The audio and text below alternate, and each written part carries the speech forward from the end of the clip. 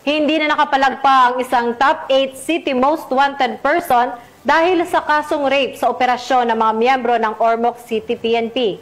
Ang pagkakadakip sa suspect ay bunga ng pagsisikap ng Philippine National Police kontra sa mga wanted person at iba pang kriminalidad sa pagpapanatili ng kaayusan at kapayapaan sa bansa.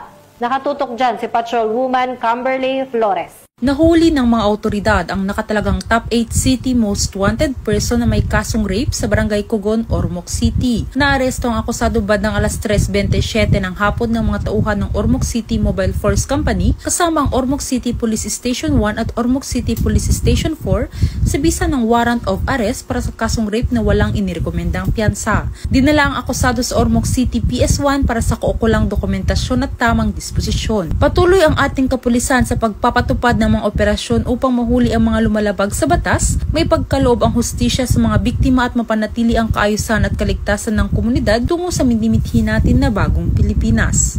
Mula dito sa Tacloban City, ako ang inyong PNN correspondent, Patrolwoman Flores, alagad ng batas, tagataguyod, Balitang Pilipinas.